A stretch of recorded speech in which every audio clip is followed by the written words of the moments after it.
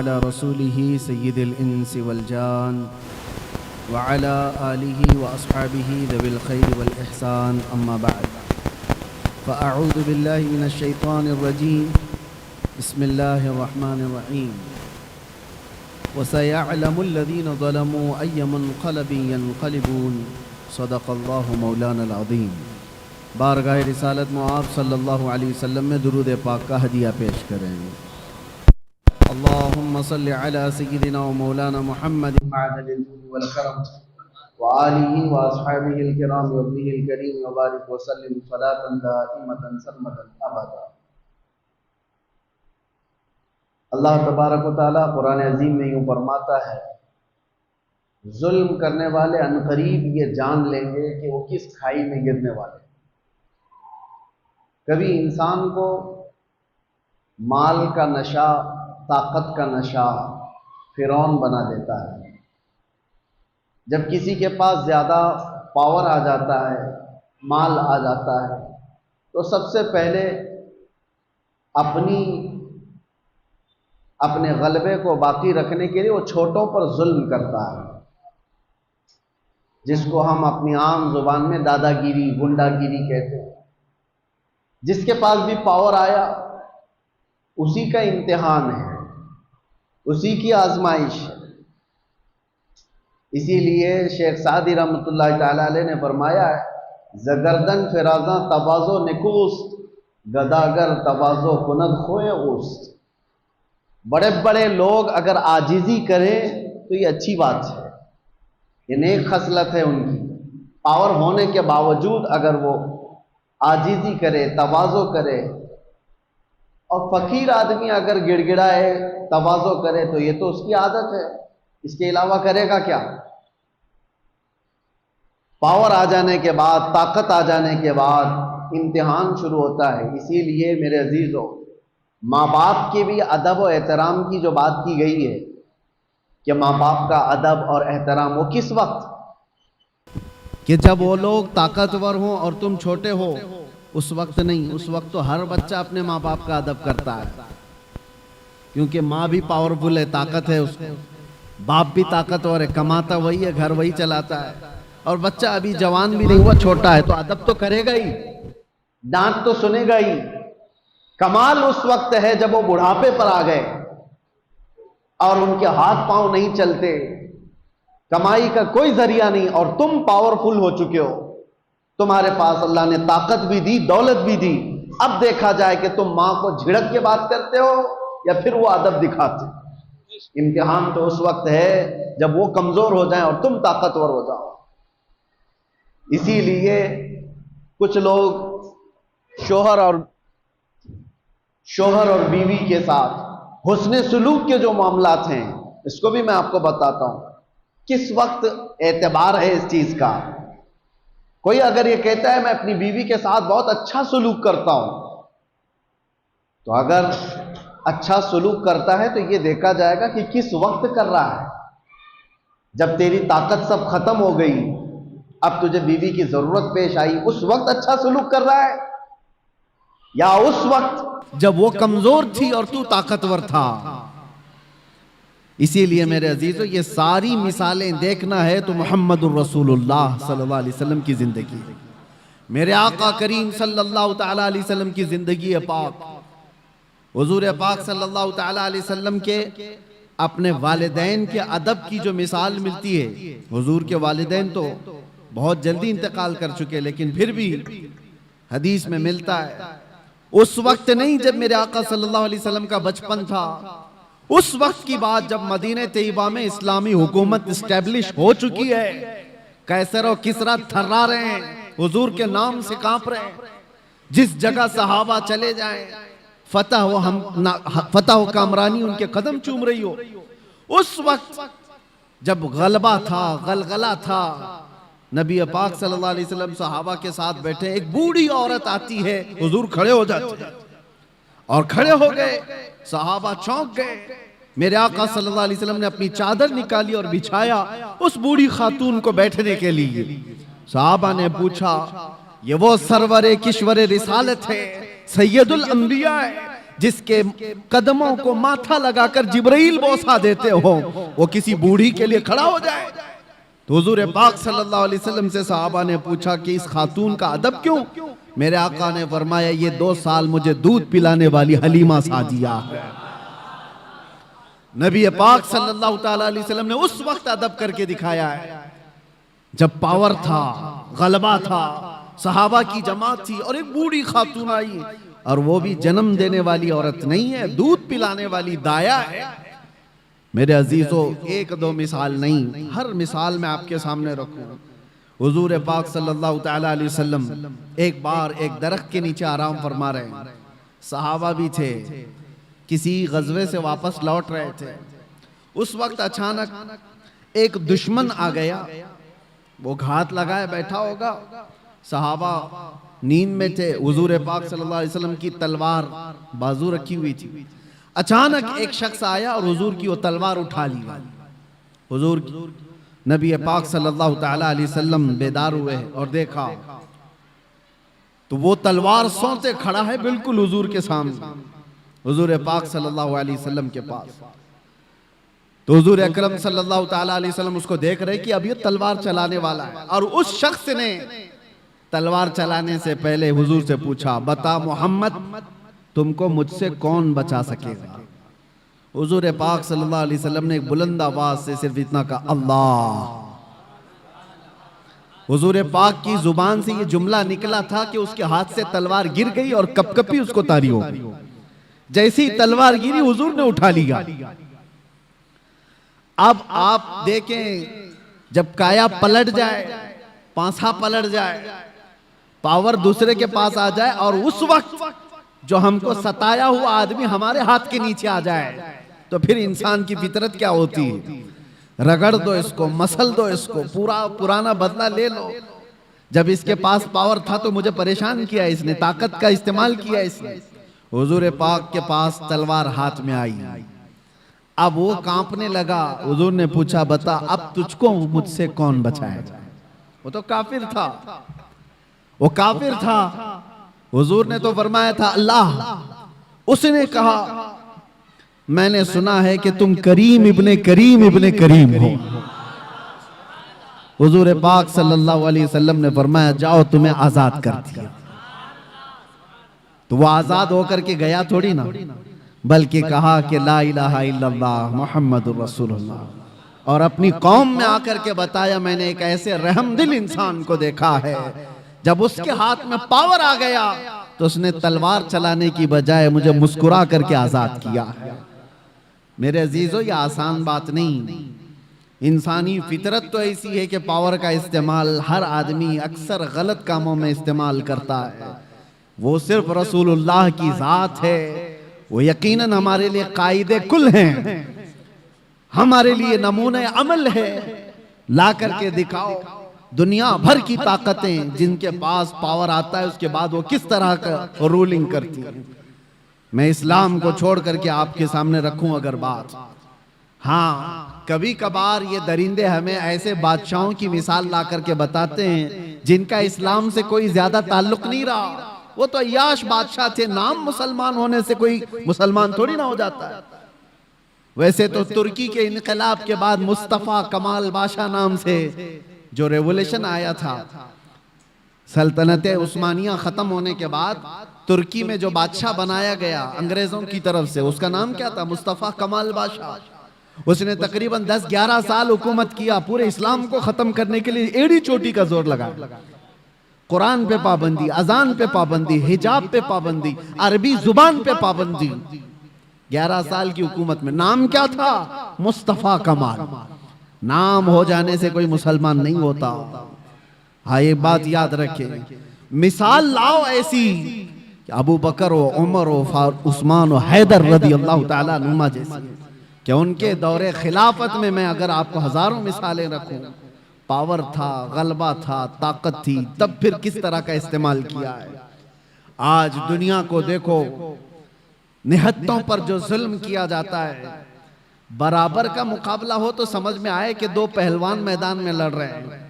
फिलिस्तीन और इजराइल के मामलात को पूरी दुनिया जानती है, एक तरफ कंकर और पत्थर लेकर लड़ने वाले बच्चे और एक तरफ पेट्रोल मिसाइल पूरी दुनिया को सप्लाई करने वाली हाई टेक्नोलॉजी पावर वाली ताकत।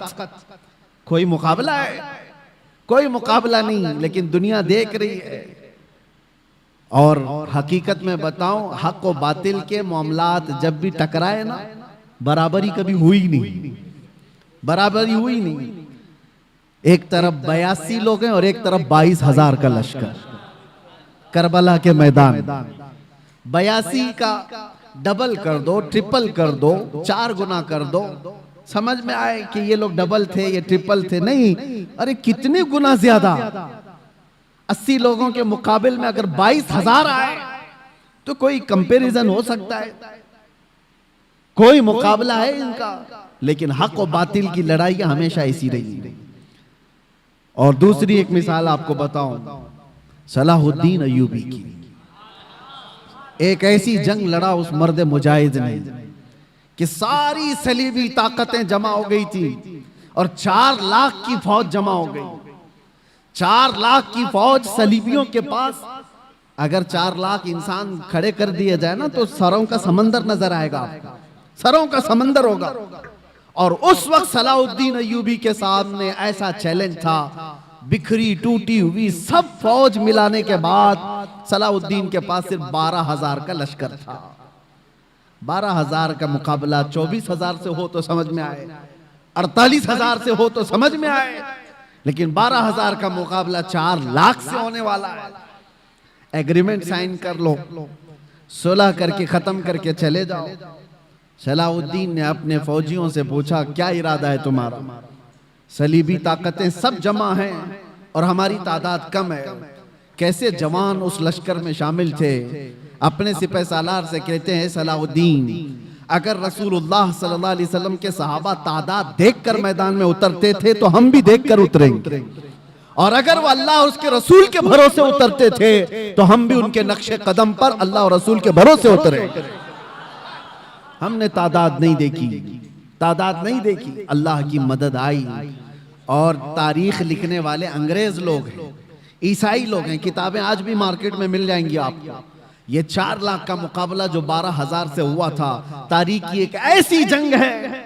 अंग्रेज मुअर्रिख लिखते हैं कि सलाहुद्दीन को और उनकी फौजों को क़यामत तक फरामोश नहीं कर सकते सलेबी लोग, इसलिए कि उस जंग में इसने छींतरे उड़ा दिए थे और टुकड़े टुकड़े कर दिए थे, सबको बिखेर दिया था। लोग अपनी जानें बचाकर निकल गए, मुफाहमत पर आ गए। एग्रीमेंट सलाहुद्दीन ने नहीं, सामने वालों ने साइन किया। मेरे अजीजों, मैं आपको ये बातें इसलिए अर्ज कर रहा हूं कि पावर और ताकत का नशा जब किसी को आता है, सर चढ़ करके बोलता है। और एक बात, फिरौन की उम्र ज्यादा नहीं लंबी की जाती, जुल्म की तारीख ज्यादा लंबी नहीं होती, और उनका अंजाम भयानक होता है। इसलिए कि मजलूमीन की आह जब निकलती है तो अल्लाह करीम, अल्लाह रब्बुल इज्जत को कहार और जब्बार खुदा जलाल में आएगा और पकड़ करता है। तो ऐसे कि कुरान में अल्लाह ताला फरमाता है, फलम्मा नसू मा ज़ुक्किरू बिही फतहना अलैहिम अबवाब कुल्ली शै हत्ता इज़ा फरिहू बिमा ऊतू। जब ये लोग भूल जाएं अल्लाह को, तो अल्लाह फरमाता है, मैं उनको खुशियों के सारे दरवाजे खोल देता हूं, खूब खुश हो जाओ। यानी अल्लाह को भूलने के बाद जालिमों के लिए दरवाजे खोल दिए जाते हैं, खूब खुशियां मनाओ, सब तुम्हारा है, सब तुम्हारा है, ताकत भी तुम्हारी, सियासत भी तुम्हारी, तख्त भी तुम्हारा, सारा डिपार्टमेंट तुम्हारा, नाचो जितना नाचना है। फिर अल्लाह फरमाता है, फअखज़नाहुम बग़ता, अचानक हम एक दिन पकड़ करेंगे, अचानक एक दिन पकड़ करेंगे, और फिर पूरी दुनिया की ताकत उस पकड़ से उसको आजाद नहीं करा सकेगी, नहीं निकाल सकेगी। और हम जालिम दरिंदों के अंजाम का इंतजार करेंगे इंशाअल्लाह। और आप देखना मेरे अजीजों, हमारी जिंदगी रहे न रहे, लेकिन अल्लाह हय्य व क़य्यूम है, वो अल्लाह हमेशा से है और हमेशा रहने वाला। लोग ये समझते हैं आज हम पावर में हैं और हम ताकत में हैं, इनको मार देंगे, इनको काट देंगे, सब कर लो, लेकिन अल्लाह तो जिंदा हमेशा रहने वाला है। हमारा वारिस अल्लाह रब्बुल इज्जत है, हमारी तमाम चीजों के लिए अल्लाह करीम है। हमने जब ये कुरान में पढ़ा व उफ़व्विदु अमरी इलल्लाह, अल्लाह ने कुरान में सिखाया है कि यूं कहो कि मैंने अपने सारे मामलात अल्लाह के हवाले कर दिए। इन्ना अल्लाह बसीरुम बिल इबाद, बेशक अल्लाह अपने बंदों को देख रहा है। तो फिर देखो अल्लाह ताला बंदों को कैसे देखता है। हाँ, वक्त लगता है। थोड़े दिनों की बात है, मैंने उस वक्त देखा पढ़ने के मेरे मुताले में एक चीज आई थी। हज़रत अबू जुंदल एक सहाबी हैं, मक्का में गिरफ्तार हुए थे, कैदी बन गए काफिरों के साथ, और तकरीबन जानते हो 16 साल इन्होंने काफिरों की कैद में गुजारे। और जब रसूल पाक सल्लल्लाहु अलैहि वसल्लम फतेह सुलह हुदैबिया जो हुई, उस दिन हुजूर 1400 सहाबा के साथ उम्रा करने आ रहे थे, तब मक्का वालों ने रोक लिया था और एग्रीमेंट साइन हो गए थे। सुलह हुदैबिया जो है उसमें यह था कि मक्का से कोई भाग करके जाएगा तो मदीने वाले उसको वापस कर देंगे, और मदीने से कोई भाग करके आएगा तो हम उसको वापस नहीं करेंगे, हम अपने पास रख लेंगे। सब ऐसी एग्रीमेंट उन्होंने साइन की थी। उसी वक्त ये अबू जुंदल सहाबी कैद से निकल करके आ गए थे। अंदाजा करो 16 साल के बाद कोई जंजीरें तोड़ करके निकल आया हो, और वो भी सहाबा के जमात में आ गए। सहाबा ने सीने से सीना लगाया, वो फूट फूट करके अपने जख्म बता रहे थे। लेकिन कुफ्फार को जैसे ही पता चला हमारा एक कैदी भाग गया है, तो उन्होंने कहा कि अभी अभी हमारा एग्रीमेंट हुआ है कि जो मक्का से भाग कर जाएगा उसको मदीने वाले वापस करेंगे, अबू जुंदल को हमारे पास वापस करो। सहाबा सब खड़े हो गए कि इस मजलूम को हम वापस कैसे करेंगे, जंग कर लेंगे। सबकी नजरें हुजूर पाक की तरफ थी कि हुजूर क्या फैसला फरमाए। अबू जुंदल अपने जख्म दिखा दिखा करके सहाबा से कह रहे थे, इनके पास वापस भेजोगे मुझे बहुत मारेंगे। तो मक्का के कुफ्फार और मुशरिकीन को हुजूर ने कहा कि अब वो आ गया, छोड़ दो, अभी तो हमारी एग्रीमेंट साइन नहीं हुई। तो उन्होंने एग्रीमेंट को खत्म कर दिया और कहा कि अगर ये हमको वापस नहीं किया जाएगा तो हम एग्रीमेंट भी नहीं करेंगे। जब जिद पर अड़ गए, हुजूर पाक ने अबू जुंदल की तरफ देखा और कहा, अबू जुंदल मक्का वापस चले जाओ, रहमतुल लिल आलमीन है। सारे सहाबा देख रहे हैं। बसा औकात ऐसे हुक्म आएंगे मेरे अजीजों जिंदगी, लोग ये समझते हैं ये तो हमारी तकलीफ पर और तकलीफ आ रही है। वो रहमतुल लिल आलमीन है और 16 साल का कैदी बाहर आया है और हुजूर उसको कहते वापस चले जाओ। दुनिया की नजर तो ये देख रही है कि रहमतुल लिल आलमीन है, वापस इसको कैद में भेज रहे हैं। सारे सहाबा से कहते लड़ लो, इसको वापस निकाल लो। लेकिन तुम नहीं जानते जो रसूलुल्लाह की नजर देख रही है। ये इम्तिहान है हमारा। मुसीबत के बाद हम आस लगाए हैं अल्लाह उसके रसूल की जात से, तो हो सकता है 2-4 मुसीबतें फिर आ जाएं। तुम ये कहोगे कि मैंने तो एक मुसीबत से छुटकारे की दुआ की थी, 4 और आ गई। कहीं ऐसा तो नहीं कि तुम्हारा ईमान बिखर जाएगा और तुम छोड़ दोगे। मैंने देखा है कैद के दिनों में कितने ऐसे हैं जो काफिर हो जाते हैं, यही कहते हुए कोई अल्लाह नहीं है, हम तो कितने दिनों से दुआ कर रहे हैं, हम पर तो और केस ही केस होते जा रहे हैं। माज़अल्लाह रब्बिल आलमीन, ये कड़ा इम्तिहान है मेरे अजीजों। हुजूर ने वापस कर दिया। और हैरत की बात मैं आपको बताऊं, दूसरा कोई आम मामूली आदमी हो तो जंग कर ले और लड़ाई कर ले, या फिर छूटा हुआ कैदी, उसको जब ये फरमान सुना दिया जाए तो बिफर जाए और कहे कि मैं तो छोड़ देता हूं, ऐसा दीनी क्या। अबू जुंदल की तरफ सहाबा ने देखा, सर झुकाए मक्का की तरफ वापस जा रहे हैं। फरमाने मुस्तफा है, मेरे नबी का फरमान है। ईमान हो तो ये 16 साल कैद में रह करके छूट करके आए थे, जख्म दिखा दिखा कर रो रहे थे। उसके बाद रसूलुल्लाह ने फरमाया जाओ वापस। चूं चिरा तक नहीं कहा, ये पूछा भी नहीं या रसूलुल्लाह वापस उस जुल्म की चक्की में पिसने जाऊं, नहीं पूछा, सर झुकाया और चल पड़ा। यही तो ईमान है मेरे, यही ईमान है। मैं जो बात अर्ज कर रहा हूं वो ये कि रसूल मुहतरम सल्लल्लाहु तआला अलैहि वसल्लम की जिंदगी पाक से मैं आपको बताऊं, पावर जब हो, गलबा जब हो, उस वक्त कैसे लोगों के साथ मामलात किए गए। तो चले कुफ्फार और मुशरिकीन गालिब आ गए तो उनकी बात अलग है कि उन्होंने अपने जुल्म की सारी हदें पार कर दी। जुल्म की सारी हदें पार कर दी। जब गलबा मिला था काफिरों को उहद के मैदान में, बदर में मुसलमानों को गलबा मिला था, उहद में कुफ्फार और मुशरिकीन को गलबा मिला। दोनों के दरमियान जमीन आसमान का फर्क है। बदर के मैदान में भी 70 काफिर मारे गए थे और उहद के मैदान में 70 मुसलमान शहीद हुए थे। 70 मुसलमान शहीद हुए, लेकिन दोनों में फर्क इतना है, बदर में जितने 70 काफिर मारे गए थे, एक एक को चुन करके लाया गया, एक गड्ढे में डाला गया, सारी लाशों को ला करके हुजूर ने उनको खिताब भी किया। शाम के वक्त हदीस पाक में हुजूर उनसे बात कर रहे थे, बताओ ऐ मरने वालों, क्या तुमको वो चीज मिल गई जो तुम्हारे खुदाओं ने तुमको वादा किया है, या तुम अपने खुदाओं से जो यानी उम्मीद रखते थे। सहाबा तो ये पूछ रहे थे, या रसूल अल्लाह आप इनको खिताब कर रहे हैं, ये तो मरे हुए। हुजूर फरमाते हैं, या जिंदों से ज्यादा सुनते हैं। ये मामला है बदर के मैदान का, पावर था, गलबा था, और उधर उहद के मैदान में पावर और गलबा कुफ्फार को था। क्या किया इन्होंने? 70 मुसलमानों को जो शहीद किया, अमीर हमजा का सीना चाक करके कलेजा निकाल के चबाया था। इंसानों में ये हरकत हो सकती है? कोई इंसान ये कर सकता है? जानवर खाते होंगे जानवरों को, इंसान नहीं। पावर जब मिला तो सीना चाक करके कलेजा निकाल करके चबाया। दूसरे क्या किया? साद इब्ने रबी, उनके पेट को फाड़ दिया और अंतड़ियां बाहर निकाली, गले में डाल लिए गए। क्या ये इंसान कर सकता है? तीसरी मिसाल हजरत अनस बिन नुज़ैर, ये वो सहाबी हैं, उनकी बहन कहती हैं सिवाय उनकी शहादत की उंगली के उनका जिस्म मिला ही नहीं, कुचल दिया गया था, पूरा रौन दिया गया था, पूरे जिस्म को रौन दिया गया। एक उंगली से पहचान में आए कि अनस बिन नुज़ैर की लाश। लाशों के साथ ये किया। जब पावर आया तो, ताकत आई तो ये किया। चौथी मिसाल, ये तो एक दो नहीं है, कई मिसालें।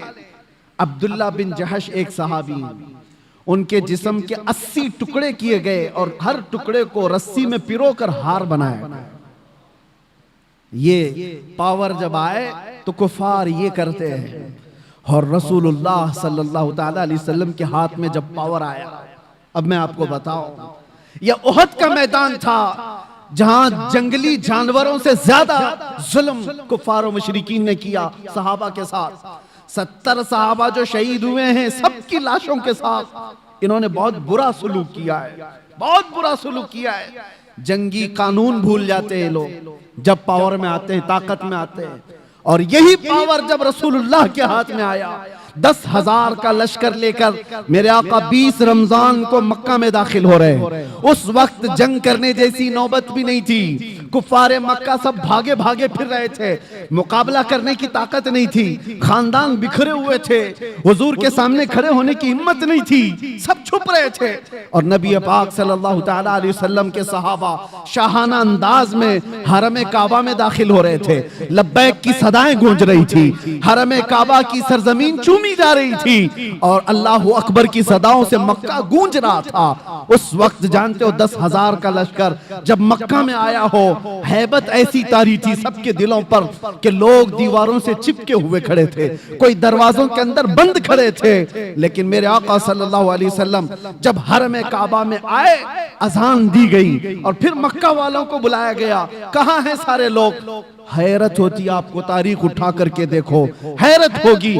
जिसने हुजूर पाक सल्लल्लाहु अलैहि वसल्लम के मुकाबिल में एक दो नहीं कितनी जंगें लड़ी। जंगे बदर में मुकाबले में अबू सुफियान है, जंगे उहद में मुकाबले में अबू सुफियान है, जंगे खंदक में मुकाबले में अबू सुफियान है। हुजूर के मुकाबले में अबू सुफियान इतनी जंगें हुजूर के मुकाबले में लड़ते रहे और हुजूर उस दिन ऐलान करते हैं, मक्का के फतेह मक्का के दिन जब पावर हाथ में है, मेरे आका फरमाते हैं जो भी मक्का में इधर उधर छुप करके भाग रहे हैं उनको डरने की जरूरत नहीं। जो मेरे दादा अब्दुल मुत्तलिब के घर में आ गए वो पनाह में है, जो अबू सुफियान के घर में आ गए वो पनाह में है। दुश्मन के घर में अबू सुफियान को ये मकाम दे रहे हैं। हुजूर फरमाते जो अबू सुफियान के घर में आ गए वो पनाह में है, जो खाने काबा के इर्द गिर्द आ गया वो पनाह में है। उससे जंग नहीं की जाएगी। और जो तलवार उठाया हुजूर से मुकाबला करना चाहा, वो कैदी बना करके लाए गए, पकड़ करके लाए गए। फतेह मक्का का दिन है। सहाबा तो सहाबा है जो बरसों से जंगों की जिंदगी देख रहे हैं हुजूर के साथ। मेरे अजीजों, उनकी कुर्बानियां कम नहीं है। हजरत अबू हुरैरा से पूछो, हदीसें बताती हैं ऐसी ऐसी जंगों में सहाबा गए, कहते हैं कि पैरों पर कपड़े बांधने पड़ते थे, सारे नाखून उखड़ गए थे। ऐसी जंगें वो लड़ कर के आए बगैर चप्पल पहने। मेरे आका सल्लल्लाहु अलैहि वसल्लम से कभी उन्होंने ये सवाल नहीं किया था कितना लंबा आप लेकर के जाएंगे। एक जंग से लौट रहे हैं, जिब्राइल अमीन आए, हुजूर से कहा या रसूल अल्लाह, अल्लाह का हुक्म है यहीं से दूसरी जंग में जाना है। सहाबा 1 महीने की जंग के बाद लौट रहे थे, जख्मी थे, नसें कटी हुई थी। हुजूर ने जिब्राइल से कहा मेरे सहाबा से पूछ लूं, ये मदीने से 5 किलोमीटर ही बाकी था घर, वापस रास्ता 5 किलोमीटर का, 1 महीने की जंग के बाद वापस आ रहे। हुजूर ने सहाबा से पूछा, जिब्राइल आए अल्लाह का हुक्म लेकर, यहां से दूसरी जंग में जाना है, तुम्हारा क्या मशवरा है? सहाबा में से किसी ने एक ने ये नहीं कहा मरहम पट्टी कर लें, बीवी बच्चों से बात कर लें, घर के हाल चाल देख कर के आए। नहीं, सारे सहाबा एक जबान होकर कहते हैं या रसूल अल्लाह, देर किस बात की, देर किस बात की, चले यहीं से चलते हैं। ये वो सहाबा है, ये वो सहाबा है जंगों ने उनको चूर चूर किया था। तो फतेह मक्का के दिन लाजमी बात है मेरे अजीजों, पावर हाथ में था, गलबा हाथ में था, ताकत हाथ में थी। जितने आज तक लड़ते थे वो सब कैदी बनकर के हाथ सामने खड़े थे। तो किसी साहबी ने ऐलान कर दिया, अल यौम यौमुल मलहमा, आज तो छींटड़े उड़ाने का दिन है, आज के तो गोश्त के टुकड़े उड़ाए जाएंगे। मेरे आका ने उस सहाबी का नारा बदल दिया, अल यौम यौमुल मलहमा। मलहमा का मतलब होता है गोश्त के पीस पीस किए जाएंगे। हुजूर ने उनकी जुबान को बदल दिया और कहा ना ला, अल यौम यौमुर रहमा, आज का दिन तो रहमत का दिन है, आज का दिन तो रहमत का दिन है। लाओ दुनिया में ऐसी मिसाल, पावर में आ जाए, ताकत में आ जाए, तब वो माफ करता। ये जालिम कुत्ते क्या समझते हैं, जिनके हाल चाल ये है कि छोटी सी ताकत के मालिक बन गए तो निहत्तों पर जुल्म करते हो। अपने बराबर की ताकतों से लड़ने की तो इनके अंदर हिम्मत नहीं है। ये लड़ना चाहे तो लड़े ना, जो आज पावरफुल ताकतें हैं ये आपस में क्यों नहीं लड़ते? इजराइल को लड़ना है तो चाइना से जाके लड़ ले, कोरिया से लड़ ले जो बैठा हुआ है। जिनके पास पावर है उनसे क्यों नहीं लड़ते? इनको पता है हेकड़ी निकल जाएगी। लड़ना है तो उन गरीब निहत्तों से जिनके पास सब्जी काटने की चाकू भी नहीं, जिनके पास बीमार हो जाए तो दवाई की गोली भी नहीं, उनसे लड़ना है। इसको ताकत नहीं कहते, इसको दुनिया की सबसे बड़ी बुज़दिली कहते हैं, सबसे बड़ी बुज़दिली। और ऐसा जब जुल्म होता है तो अल्लाह की मदद आती है, आएगी, वक्त लगेगा। एक मिसाल मैंने खाली आपको दी, जब मेरे आका सल्लल्लाहु अलैहि वसल्लम के हाथ में पावर आया फतेह मक्का के दिन, हुजूर ने सबको माफ किया, कहा कि इज़हबू अंतुम तुलका, जाओ आज सब के सब तुम आजाद, आज सब के सब तुम आजाद। एक बात बताता हूं, सफवान बिन उमैया एक ऐसा शख्स है मक्का का, इसने हुजूर के कत्ल का मंसूबा बनाया था, और वो भी हतीम काबा में बैठकर। बहुत पैसे वाला था, ताकत वाला था। क्यों बनाया था? इसलिए कि इसके बाप को जंगे बदर में मार दिया गया, सफवान के बाप को मार दिया गया। तो हतीम काबा में बैठ करके सोचा किसी किराए के कातिल को ले लो। तो किराए का कातिल कौन मिला? देखा सेम इश्यू होना चाहिए, दूसरे के पास भी ऐसी इंतकाम की आग जल रही हो, मोहम्मद सल्लल्लाहु अलैहि वसल्लम से बदला लेने की। उमैर बिन वहब नाम का एक शख्स मिल गया, जिसका बेटा हुजूर के पास कैदी था। जंगे बदर में जो 70 कैदी थे उसमें एक कैदी उमैर बिन वहब का बेटा था। सफवान ने बुलाया उमैर को, कहा जितना पैसा चाहे उतना दे दूंगा, तेरे सारे कर्जे मैं चुका दूंगा, तलवार मैं दूंगा, जाओ मदीने और मोहम्मद का कत्ल करके आओ सल्लल्लाहु अलैहि वसल्लम। उमैर तैयार हो गया, तलवार लेकर मदीने आ गया। और उमैर को सब पहचानते थे। उमैर का एक लक़ब था शैताने कुरैश, आग भड़काने वाला आदमी। हजरत उमर की नजर पड़ गई, मस्जिद नबवी के बाहर ही खड़े थे, और हजरत उमर ने जो लफ्ज कहा, लोग मुझे ताना मारते हैं कि बार बार आप ये जुमला क्यों कहते हैं। सुनो, उमर इब्ने खत्ताब का जुमला हदीस में है, आपने जैसी उमर बिन वहब को देखा तो क्या कहा, खुजू हाजल कल्ब, पकड़ लो इस कुत्ते को। ये मेरा जुमला नहीं है, उमर इब्ने खत्ताब का। हाँ, अगर हमारी जुबान से कुत्ता निकलता है तो वो बराबर जगह के लिए निकलता है, ऐसा नहीं है। हाँ, तो उमर बिन वहब को पकड़ने के लिए उमर इब्ने खत्ताब ने कहा, पकड़ लिया, गर्दन में गमछा डाल करके घुमाया और फिर हुजूर पाक सल्लल्लाहु अलैहि वसल्लम मस्जिद नबवी में अंदर से जाकर के पूछा, आका वो उमर बिन वहब आया है, क्या करूं उसका, आप हुक्म दें तो वही निपटा दूं उसको। जंगे बदर को भड़काने वाला वही आदमी था। हुजूर ने फरमाया, आने दो अंदर। अंदर जब उमर बिन वहब आया तो हुजूर ने पूछा, क्यों आए हो? उसने कहा, बस बेटे की खैर खैरियत पूछने आया हूं। हुजूर ने फरमाया, सच बताओ क्यों आया हो? कहा, नहीं, बस यही, मेरा बेटा आपके कैद में, हालचाल मालूम करने आया। हुजूर ने फरमाया, बेटे की खैर खैरियत लेने के लिए तलवार लेके तो नहीं आते? तो उसने तलवार फेंक दी। कहा, क्या फायदा इस तलवार का, तलवारें हमारे पास थी बदर में, फिर भी हम नहीं जीत पाए ना। हुजूर जलाल में आए, कहा, बातें मत बनाओ उमर, वो बात बोलो जो सफवान के साथ हतीमे काबा में करके आए हो। वो बात बताओ जो हतीमे काबा में बैठ करके तुम करके आए हो। बस अब क्या था, उमर बिन वहब का जिस्म कांपने लग गया। तन्हाई में बात की थी उमर बिन वहब ने सफवान से और कहा, मैं गवाही देता हूं आप अल्लाह के सच्चे रसूल हैं, मुझे अपनी गुलामी में शामिल कर लो। वो उमर बिन वहब सहाबी बन गए। हजरत उमर बिन खत्ताब गले में हाथ डालकर बाहर लेकर के आए और सहाबा से कहा, थोड़ी देर पहले ये आदमी मुझे खिंजीर से ज्यादा बुरा लगता था और अब ये उमर बिन वहब मुझे अपने बेटे से ज्यादा अजीज लगता है। ये है अल्लाह के लिए मोहब्बत, अल्लाह के लिए दुश्मनी। अब ये वाकया पूरा मैं इसलिए बता रहा हूं, उमर बिन वहब गया था गर्दन लेने के लिए, अपनी गर्दन दे आया। सफवान यहां इंतजार कर रहा था, रोज इंतजार कर रहा था कि कुछ नई न्यूज आए। कोई भी काफिला मदीने से आता उसके पूछता, कोई नई खबर है, कुछ बड़ी खबर है? उसके तो दिमाग में यही था कि आज कत्ल हो गया होगा, कल कत्ल हो गया होगा। एक काफिला आया, सफवान से कहा, हाँ एक बड़ी खबर है तेरे लिए। कहा, क्या? कहा, तेरा पक्का जिगरी दोस्त भी मुसलमान हो गया। वो कहा, ये तो डूब मरने का वक्त आ गया मेरे। यही वो दिन थे। थोड़े दिनों के बाद हुजूर पाक सल्लल्लाहु अलैहि वसल्लम पूरे सहाबा की जमात के साथ मक्का में आ गए, फतेह मक्का। उस वक्त तक सफवान ईमान नहीं लाया है, ईमान की बूबास भी नहीं, इंतकाम की आग में भड़क रहा। जब हुजूर आए और सबको अमान दे रहे थे, सबको अमान दे रहे थे, तो उस वक्त सफवान बिन उमैया ये भाग करके निकल गया मक्का से और लोगों से कहा कि तुम लोग मोहम्मद के हाथ में आना चाहते हो, इससे बेहतर है कि समंदर में छलांग लगाओ, खुदकुशी कर लो। तो अपने घोड़े को लिया और समंदर की तरफ चला गया कि मैं सुसाइड कर लूंगा, इनके हाथ में आने से तो अच्छा है। हुजूर पाक सल्लल्लाहु अलैहि वसल्लम जब सबको माफी दे रहे थे तो उमर बिन वहब हुजूर के पास आते हैं। अब वो सहाबी रसूल हैं। कहा, या रसूल अल्लाह, सफवान भाग करके गया है, मैं चाहता हूं कि उसको भी आप माफी दे दें।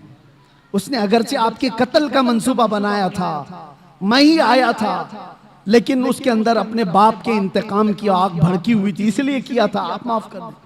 हुजूर ने देखा उमर बिन वहब किसकी सिफारिश कर रहा है, सफवान की। हुजूर ने कुछ नहीं कहा, मुस्कुराया और कहा, सफवान के लिए भी अमान है। ये नहीं कहा कि वो ईमान लाए तो अमान है, नहीं, जिस हालत में है उस हालत में अमान है। तो उमर बिन वहब कहते, मैं ऐसा दौड़ा दौड़ा गया सफवान को बताने के लिए कि उसकी जान बचा लो, वो छलांग ना लगा ले। भागते घोड़े से दौड़ाते हुए पा लिया सफवान को करीब में। कहा, तेरे लिए बड़ी खुशखबरी है, मोहम्मद सल्लल्लाहु अलैहि वसल्लम इतने रहम दिल आदमी हैं, उन्होंने तुझे माफ कर दिया। सफवान कहता है, ये चीज यकीन करने की जैसी है ही नहीं, दुनिया में कौन ऐसा करता है, तू या तो कोई चालबाजी कर रहा हो। कहा, नहीं, अबू सुफियान को माफ किया, हिंदा को माफ किया, सब बड़े बड़े लोगों को माफ किया, तुम क्या हो? तो उसने कहा मुझे उस वक्त तक यकीन नहीं होगा जब तक उनकी कोई निशानी ना देख लूं।